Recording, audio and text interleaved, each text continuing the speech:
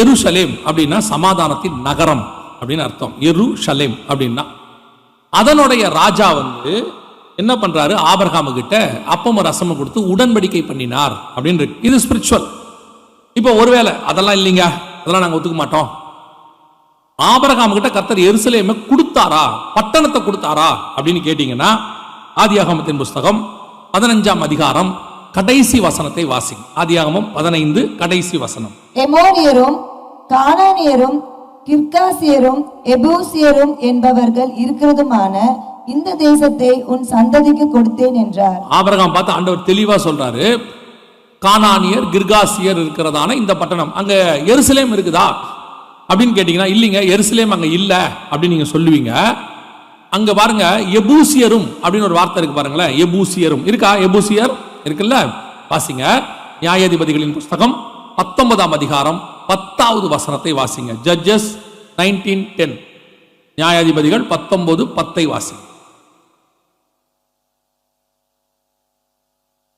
அந்த மனுஷனோ ராத்திரிக்கு இருக்க மனதில்லாமல் 2 கழுதைகள் மேலும் சேணம் வைத்து தன் மறுமணியாட்டியை கூட்டிக் கொண்டு எழுந்து புறப்பட்டு எருசலேமியாகிய எபூசுக்கு நேராக வந்தான். எருசலேம் ஆகிய எபூசுக்கு நேராக. அப்ப எபூசு என்பது எதை குறிக்கிறது?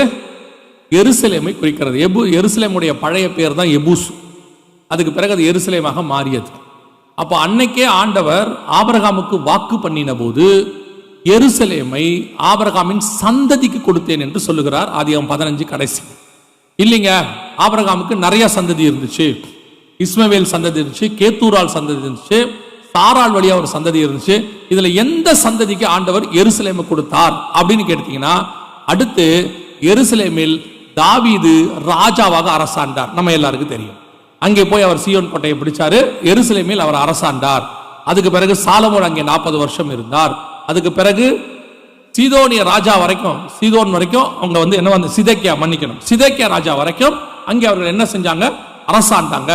அந்த இஸ்ரவேல் 2ஆ பிரிக்கப்பட்டு யூதேயா இஸ்ரவேல் ஆகி, ஒன்னுக்கு இஸ்ரவேல் எருசலேம் தலைநகராகவும் ஒன்றுக்கு எருசலேம் தலைநகராகவும் இருந்தது.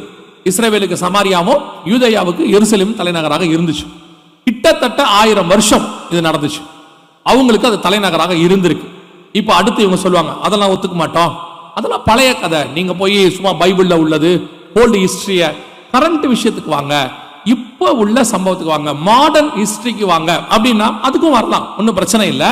இப்ப நீங்க பார்க்க போறது 2வது யுத்தம் 1967 ஜூன் மாசம் 5ஆம் தேதி நடந்தது. இங்க இருக்கு பாருங்க, ஜூன் மாசம் 5ஆம் தேதி 6 நாள் யுத்தம் நடந்தது. இதுக்கு பேர் யாம் கிப்பர் வார் அப்படின்னு சொல்லுவாங்க, இல்லைனா ஓய்வு நாள் யுத்தம் அப்படின்னு சொல்லுவாங்க. இது எப்ப நடந்துச்சுன்னு கேட்டீங்கன்னா 1967 நடந்துச்சு. இந்த யுத்தத்துல தான் முதல்ல இஸ்ரவேலர்கள் எருசலேமுக்குள்ள நுழையிறாங்க. எருசலேமுக்குள்ள நுழைஞ்சு அதை தங்கள் வசப்படுத்துறாங்க. 6 நாளைக்குள்ள இதெல்லாம் நடக்குது. இந்த உள்ள போறாங்க பாருங்க. இதான் அபிஷியலாக 3000 வருஷம் கழிச்சு கிபி 70 எருசலேமை விட்டு இஸ்ரவேலர்கள் விரட்டப்பட்டார்கள் தீத்துராயனால். அப்படி விரட்டப்பட்ட யூதர்கள் இஸ்ரவேலர்கள் மீண்டும் உள்ளே நுழையிறாங்க. இது நடந்தது 1967 ஜூன் மாசம் 5ஆம் தேதி. கர்த்தர் சொன்னபடி துல்லியமாக தீர்க்க தரிசனம் நிறைவேறுச்சு. இந்த தீர்க்க தரிசனம் எங்க இருக்கு, ஆண்டவர் எங்க கொண்டு வந்து இவங்களை சேர்ப்பேன் அப்படின்னு சொன்னார்னா, சகரியாவின் புஸ்தகம் 12ஆம் அதிகாரம் 6வது வசனத்துல ஆண்டவர் சொல்றாரு, திரும்பவும் எருசலேம் தன் ஸ்தானமாகிய எருசலேம்ல குடியேற்றப்பட்டிருக்கும் அப்படின்னு சொன்னார். கர்த்தர் சொன்னபடி துல்லியமாக இஸ்ரவேலர்கள் எருசலேமை கைப்பற்றினார்கள். இத இப்ப நீங்க மாடர்ன் ஏஜ்ல எடுத்துக்கிட்டீங்கன்னா, முதலாம் உலக யுத்தம் முடிஞ்ச உடனே எல்லா நாடுகளும் சேர்ந்து ஜெனீவாவில் ஒரு ஒப்பந்தம் செஞ்சாங்க. என்னன்னு கேட்டா, வார் கிரைம் அல்லது வார் டீடைல்ஸ் பத்தி அங்க இருக்கும். அதன்படி ஒரு யுத்தம் முடியும் போது எதை ஒரு நாடு முன்னேறி இருக்குதோ அது வரைக்கும் அந்த நாட்டுக்கு சொந்தம்னு சட்டம் இருக்கு. நீங்க நிறைய நேரத்தில் டிவியில பார்த்திருப்பீங்க, ஜெனீவா ஒப்பந்தத்தின் படி அப்படின்னு சொல்லுவாங்க. அந்த ஜெனீவாங்கிறது சுவிட்சர்லாந்துல இருக்கு. அந்த பட்டத்தில் வச்சுதான் இதை அவங்க ஃபர்ஸ்ட் கொண்டாந்தாங்க. அதன் அடிப்படையில் எந்த நாடு யுத்தம் முடியும் போது எவ்வளவு முன்னேறி இருக்குதோ அது அவங்களுக்கு சொந்தம். அதன் அடிப்படையில் அந்த சட்டத்தின்படி பாத்தீங்கன்னா 1967 ஜூன் மாசம் 5ஆம் தேதி ஆரம்பிச்ச இந்த யுத்தத்துல எருசலேம் முழுக்க இஸ்ரவேல் வசம் வந்துடுச்சு. இப்போ பாருங்க, பைபிள் படி எடுத்துக்கிட்டீங்கன்னா ஆபிரகாமுக்கு வாக்கு தத்தத்தின்படி எருசலேம் அவங்க சந்ததிக்கு சொந்தம். உலக பிரகாரமா சரித்திரமா எடுத்தீங்கன்னா தாவீதுல ஆரம்பிச்சு அந்த சிதேக்கியா ராஜா வரைக்கும் அதுல அரசாண்டு இருக்கிறாங்க. அடுத்து இன்னைக்கு உள்ள சட்டத்தின்படி எடுத்தீங்கனாலும் ஜெனிவா ஒப்பந்தத்தின்படி எருசலேம் யுத்தத்தின்படி அவங்களுக்கு சொந்தம். இதான் இரண்டாவது யுத்தம். எப்படி பார்த்தாலும் எருசலேம் யாருக்கு சொந்தம்? இஸ்ரவேலர்களுக்கு தான் சொந்தம். அது அவங்களுடைய பட்டணம். கர்த்தர் சொன்னபடி இது வாக்குத்தத்தத்தில் இருக்கு. 12ஆம் அதிகாரம் 6ஆம் வசனம். இப்போ நீங்க என்ன செய்ய போறீங்கன்னா, ஒரு செய்தி உட்கார்ந்து இன்ட்ரெஸ்டா கேட்கறவங்க நிறைய பேர் இருக்கிறீங்க. நீங்க என்ன செய்யுங்க, பைபிள்ல சகரியாவின் புஸ்தகம் 12ஆம் அதிகாரம் 1 முதல் 6 வசனத்தை மார்க் பண்ணி வச்சுக்கோங்க.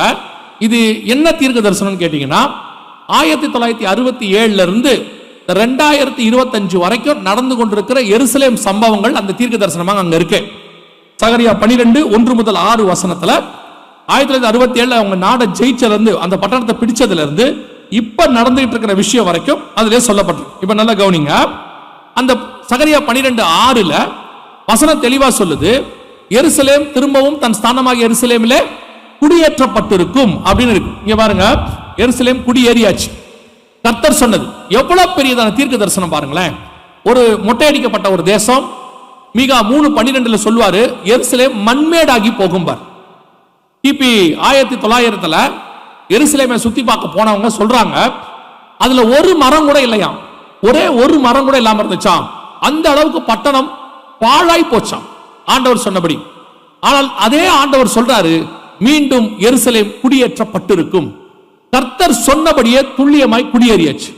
ஆண்டவர் சொன்னபடி ஒரு பட்டணத்தை மண்மேடாக்கவும் அதே பட்டணத்தை குடியேற்றவும் அவரால் முடியும். அவர் தான் சொன்னார், எருசலேமில் யூதர்கள் செய்த தப்பை பார்த்துட்டு யூதர்களுடைய பட்டணத்தை விட்டு அவங்களை துரத்திட்டு இது மண்மேடாகி போகும் சொன்ன அதே ஆண்டவர் சொன்னாரு, அவனை திருப்பி கூட்டிட்டு வருவேன்னாரு. இப்ப கூட்டிட்டு வந்தாச்சு. அங்கே திருப்பி இதாயாச்சு. அதாவது அவன் குடியேறியாச்சு. ஆண்டவர் சொன்னபடியே குடியேறியாச்சு. ஆனா அதுல ஒரு வார்த்தையை கர்த்தர் சொல்றாரு பாருங்க, 12:6 எருசலேம் திரும்பவும் தன் ஸ்தானமாகிய எருசலேமிலே குடியேற்றப்பட்டிருக்கும். எருசலேமுக்கு என்ன ஸ்தானம்? எருசலேமுக்கு என்ன ஒரு ஸ்தானம் இருக்குதுன்னு கேட்டீங்கன்னா, அது மகாராஜாவின் நகரம்னு சொல்வாங்க. அதுதான் இஸ்ரவேலுடைய தலைநகராக இருக்கணும். எப்பத்திலிருந்து? சாலேமின் ராஜாவாகிய மெல்கிசேதேக்கு இருக்கு. அங்கிருந்து அதுக்கப்புறம் தாவீது சாலமோன் காலத்துல இருந்து அது தலைநகரம் தான். இயேசு திரும்பி வரும்போது அது தலைநகரம் தான் இருக்கணும். அவர் அந்த 1000 வருஷ அரசாட்சி அங்கதான் செய்வார். அப்படிதான் பைபிள் சொல்லுது. அப்படி இருக்கும் பொழுது எருசலேம் தலைநகராக மாறணும். 2004 இந்த ஊழியத்தை நாங்கள் ஆரம்பிக்கும் பொழுது ஆண்டவர் இந்த காரியங்கள்லாம் சொல்லும் பொழுது அப்பத்திலிருந்து சொல்லிக்கிட்டே இருக்கிறோம், எருசலேம் தலைநகராக மாறும் மாறும். ஆனால் அன்னைக்கு உள்ள சூழ்நிலையில மாற ஒரு இன்ச்சு கூட வாய்ப்பு இல்லை. ஏன்னு கேட்டீங்கன்னா, உலகத்திலேயே the most sensitive place அப்படின்னு கேட்டா எருசலேம் தான். அதுல ஏதாவது கை வச்சா 22 அரபு நாடு இருக்கு, அத்தனை பேரும் சேர்ந்து அடிப்பான். அதே நேரத்தில் அமெரிக்கா என்ன செய்யும் கேட்டீங்கன்னா, அரபு நாடுகளை பகச்சிக்காது. காரணம் என்னன்னா, அவங்க கிட்ட இருக்கிற எண்ணெய் வளம், அவங்களோட இருக்கக்கூடியதான வியாபாரம். அதனால அவங்க என்ன பண்ணுவாங்க, யூதனுக்கும் நல்லவனா இருப்பாங்க, அரபியர்களுக்கும் நல்லவனா இருப்பாங்க. அதனால அவங்க என்ன பண்ணுவாங்கன்னா, இந்த எருசலேமை தலைநகரா மாத்த ஒத்துக்கவே மாட்டாங்க. அமெரிக்கா எப்போ ஒத்துக்க மாட்டாங்க. ஆனா என்னை பொறுத்த வரைக்கும் இது அமெரிக்கா கையிலும் இல்ல, அமெரிக்காவுக்கு ஜனாதிபதியா வரவங்க கையிலும் இல்ல, இது முழுக்க ஆண்டவர் கையில் இருக்கு. ஆண்டவர் எப்போ அதை தலைநகரா மாத்துவாரோ அவருக்கு தெரியும். சரியாக 1967 இவங்க வந்தாங்க. கரெக்டா 50வது வருஷம் 2017-18 50வது வருஷ காலத்துல அமெரிக்காவுக்கு அதிபராக ட்ரம்ப் வந்தார். இந்த ட்ரம்ப் அரசியல்வாதி கிடையாது, பிசினஸ்மேன். அவர் வந்தார். இவர் அரசியலுக்கு நான் ஜனாதிபதிக்கு நிக்க போறேன்னு எல்லாரும் சிரிச்சாங்க. இவர் ஜெயிக்க மாட்டாருன்னு சொன்னாங்க. எல்லாரும் வெளிப்படையா வீடியோ போட்டாங்க, இவர் ஜெயிக்க மாட்டாரு. அப்போ ரொம்ப கேலி பண்ணாங்க அவரை. ஆனால் ட்ரம்ப் ஆச்சரியப்படுற விதத்தில் ஜனாதிபதி ஆயிட்டார். யாராலையும் நம்ப முடியல, அதை ட்ரம்பாலையும் நம்ப முடியல. நம்ம எப்படி ஜனாதிபதி ஆனோம்னு சொல்லி. ஏன் இன்னை வரைக்கும் ஒரு விஷயத்தை நன்றாய் புரிந்து கொள்ளுங்கள். தானியேல் 2ஆம் அதிகாரத்தில் சொல்லப்பட்டபடி ராஜாக்களை தள்ளி ராஜாக்களை உருவாக்குறவர் கர்த்தர். அமெரிக்க ஜனாதிபதியிலிருந்து நம்ம ஏரியாவில் இருக்கிற கவுன்சிலர் வரைக்கும் கர்த்தர் சொல்லாமல் ஒருத்தன் அந்த பதவிக்கு வரவே முடியாது.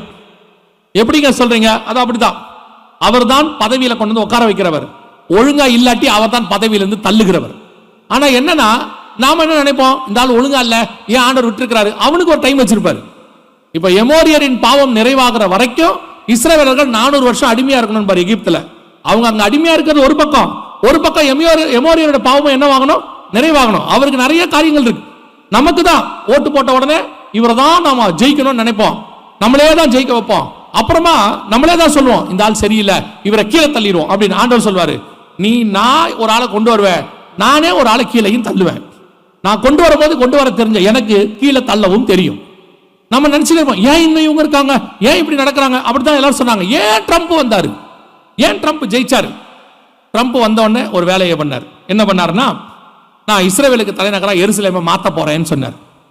எல்லாருமே சாதாரணமா எல்லாரும் சொல்ற மாதிரி தான் இவரும் சொல்றாருன்னு நினைச்சா, அவர் சீரியஸா சொன்னாரு, நான் முதல்ல செய்ய போறது அதான் செய்ய போறேன், இஸ்ரேலுக்கு தலைநகரா எருசலேமை மாத்த போறேன்னு சொன்ன உடனே அந்த சகரியா 12:3-4 நிறைவேற தொடங்கிச்சு.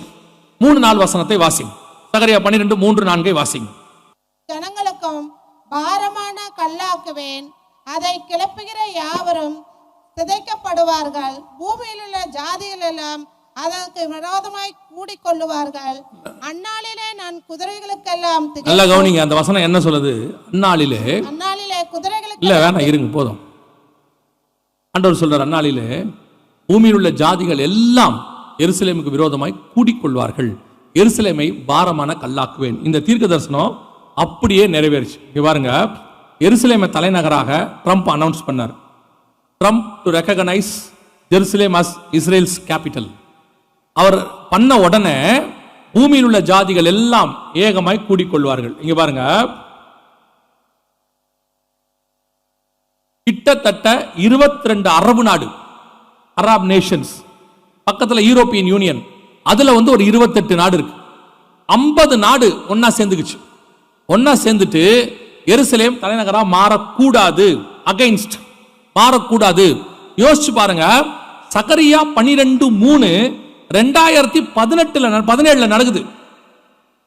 2500 வருஷத்துக்கு முன்னாடி சொன்ன தீர்க்கதரிசனம் அப்படியே பூமியின் ஜாதிகள் எல்லாம் அதற்கு விரோதமாய் கூடிக்கொள்வார்கள். இது என்னைக்காவது இதுக்கு முன்னாடி நடந்திருக்குதான் பாருங்க. அன்னைக்கு நேபுகாத்நேச்சார் காலத்துல அந்த பாபிலோன் அரசாங்கம் மட்டும்தான் எதிராக வந்துச்சு. அதுக்கு அப்புறம் மேதிய பெர்ஷியர்கள் மட்டும் வந்தாங்க. அப்புறம் அலெக்சாண்டர் மட்டும்தான் வந்தார், தனித்தனியா வந்தாங்க. ஆனா வசனம் இங்க என்ன சொல்லுது? 12:3-4 பூமியில் உள்ள ஜாதிகள் எல்லாம் அதற்கு விரோதமாய் கூடிக்கொள்வார்கள் எருசலேமுக்கு. அப்படி ஒரு சம்பவம் இதான் ஃபர்ஸ்ட் டைம், இதான் நடந்திருக்குது 2500 வருஷத்துல. எருசலேமுக்கு விரோதமாக எத்தனை நாடு தெரியுமா? இங்க வந்திருக்கிறது, பேப்பர்ல வந்தது 50 நாடு. மொத்தமா நீங்க பாத்தீங்கன்னா ஏறக்குறைய 120 நாடுகளுக்கு மேல 128 நாடுகள் எருசலேமுக்கு விரோதமாக கூடிக்கொண்டார்கள். ஐநா சபையில ஓட்டு போட்டாங்க. ஓட்டு போட்டு எருசலேம் என்னவாக கூடாது, அதற்கு தலைநகரா மாறக்கூடாது அப்படின்னு ஒரு தீர்மானத்தை கொண்டு வந்து யார் யாரெல்லாம் இதுக்கு ஆதரவு தெரிவிக்கிறீங்க, ஃபேவர் அப்படின்னு கேட்டாங்க. இப்ப சொல்லுவாங்க பாருங்க எத்தனை பேருன்னு. ஏறக்குறைய 128 நாடுகள் அதற்கு இதா வந்துச்சு. ஆதரவு எத்தனை பேர்னு பாத்தீங்கன்னா வெறும் 9 பேர் தான் அதுக்கு ஆதரவு உலகத்தில் உள்ள நாடுகள்ல. அதுல ஒரு 30-35 பேர் ஆப்சென்ட், அன்னைக்கு போல, அவங்க யாரும் போல அன்னைக்கு ஐநா சபைக்கு. இங்க இருக்கு பாருங்க, 128 நாடு எருசலேம் தலைநகரா மாறக்கூடாது என்று கூடிக்கொண்டார்கள். சகரியா 12:3-4 கர்த்தர் சொன்னபடி துல்லியமாக நிறைவேறி விட்டது. இப்போ சொல்றேன், இது நடந்தது 2017. நம்ம கண்ணுக்கு முன்னாடி தான் இது நடந்துச்சு. நம்ம கிட்ட இருக்க பிரச்சனை என்னன்னா, தீர்க்க தரிசனம் ஒரு காலத்துல நடந்துச்சுன்னா ஒத்துப்போம், நடக்க போகுதுன்னா ஒத்துப்போம். நம்ம காலத்துல ஒண்ணு நடக்குது பைபிள்ல உள்ளதுன்னா அதை ஏத்துக்க மனசு வராது. ஏன்னா நம்மளை பொறுத்த வரைக்கும் பைபிள் பழைய புக்கு, எதிர்காலத்துல நடக்கும் விசுவாசம். ஆனா நம்ம காலத்துல இந்த பைபிள் லைவா இருக்குதுங்கிறத உங்களால இன்னும் ஏத்துக்கவே முடிய மாட்டேங்குது. யோசிச்சு பாருங்க, இதெல்லாம் கண்ணுக்கு முன்னாடி நடக்குது. பூமியின் ஜாதிகள் எல்லாம் ஏகமாய் கூடிக்கொண்டார்கள். ஆனா ஆண்டவர் என்ன சொல்றாரு? 12:3-4 இது நடந்துச்சு. 6ஆம் வசனத்துல கர்த்தர் சொல்றாரு, எருசலேம் திரும்பவும் தன் ஸ்தானமாக எருசலேமிலே குடியேற்றப்பட்டிருக்கும் அப்படின்னு சொல்றாரு. சொன்னபடி மிக துல்லியமாக எருசலேம் குடியேற்றப்பட்டாக்கி விட்டது. எருசலேம் திருப்பி தலைநகராக மாறி விட்டது. இது நடந்தது 2017-18 நடந்துருச்சு. அதுல இப்போ எருசலேமுக்கு விரோதமாக இந்த சண்டை ஒண்ணு ஆரம்பிக்க போகுது. ஏற்கனவே 2வது சண்டை முடிஞ்சிருச்சு, அதான் 1967. இப்ப நீங்க இன்னொரு விஷயத்தையும் அதுல புரிஞ்சுக்க போறீங்க. அந்த தீர்க்க தரிசனம் நல்லா வாசிச்சு பாருங்க. சகரியா 12:6 பொறுமையா வாசிங்க பாப்போம். சகரியா 12:6 மைக்ல வாசிங்க. தலைவரை விலங்குக்குள்ளே மைக்ல ஃபர்ஸ்ட்ல இருங்க என்ன பாருங்க. நீங்க எனக்காக தான் வாசிக்கிறீங்க, சரியா? வாசிங்க, இப்ப வாசிங்க. அந்நாளிலே ஆ.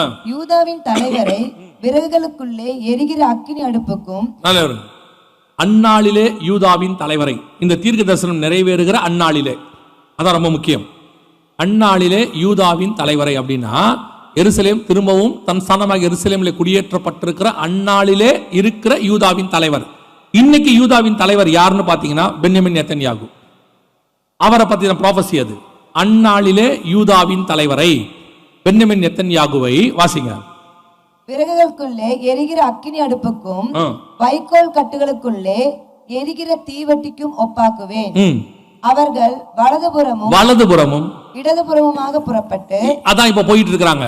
மேற்கு கரை காசா, இந்த பக்கம் லெபனான், அந்த பக்கம் ஈரான், மேல சிரியா, எல்லா பக்கமும் வாசிங்க, தொடர்ந்து வாசிங்க. சுற்றிலும் இருக்கிற எல்லா ஜனங்களையும் பட்சிப்பார்கள். எல்லா ஜனங்களையும் பட்சிப்பார்கள். எங்க? சகரியா 12:6. அதுக்கு தான் சொல்றோம் பைபிள்ல உள்ள தீர்க்க தரிசனங்களை கொஞ்சம் படிங்க. வசனத்தின்படி சகரியா 12:6 2018 இருந்து 2025 வரைக்கும் நிறைவேறிக்கிட்டு இருக்கு. ஏன் நிறைய பேர் சொல்றாங்க பென்யமின் நெத்தன்யாகு இந்த மாதிரிலாம் பண்றாரு? உலக பிரகாரமாக அவர்கள் என்ன காரணம் வேணா சொல்லட்டும், தீர்க்க தரிசனம் உரைக்கப்பட்டிருக்கிறது, அவர்கள் அப்படி செய்வார்கள் என்று சொல்லி. கர்த்தர் சொன்னபடி இப்போது வலதுபுறமும் இடதுபுறமும் சுற்றி இருக்கிற எல்லா ஜனங்களையும், இந்த பக்கம் ஈஜிப்ட் ராஃபா வரைக்கும் போயிட்டாங்க, இந்த பக்கம் காசா பகுதி, அங்க லெபனான் வரைக்கும் போயாச்சு, இந்த பக்கம் ஈரானுக்கு ராக்கெட் விட்டாங்க, அங்க சிரியா பகுதியில் இருக்கிறாங்க, இன்னும் பரம்புவார்கள். சகரியா 12:6 நம் கண்களுக்கு முன்பாக நிறைவேறுகிறது. அதுக்கு தான் உங்களுக்கு சொன்னேன், பேப்பர்ல வர செய்தி, டிவியில வர செய்தி, இதையெல்லாம் நீங்கள் பார்க்கும் பொழுது எது உண்மை, எது சரி, எது தப்பு உங்களுக்கு தெரியாது. கொஞ்சம் பைபிளையும் வச்சு பார்க்கணும். ஏன்னு சொன்னா உலகத்துல வர செய்தியில உண்மையும் இருக்கும், பொய்யும் இருக்கும், நன்மையும் இருக்கும், தீமையும் இருக்கும். ஆனா பைபிள்ல மட்டும்தான் உண்மை மட்டும் இருக்கிறது. இது தீமை என்பதே கிடையாது. இது சத்தியத்தை சத்தியமாய் சொல்லுகிறது. அப்ப பைபிளை கையில வச்சிருக்கிற நீங்க நடக்கிற சம்பவத்தை வச்சு கொஞ்சம் ஒத்து பார்க்கணும். இது என்ன போது, இந்த தீர்க்க தரிசனம் எதனால இப்படி நடக்குது? உடனே எல்லாரும் முடிவெடுக்கிற மாதிரி நீங்களும் முடிவெடுக்க கூடாது, நீங்களும் யோசிக்க கூடாது. இப்போ சகரியா 12:6 நம் கண்களுக்கு முன்பாக நிறைவேற தொடங்கிவிட்டது.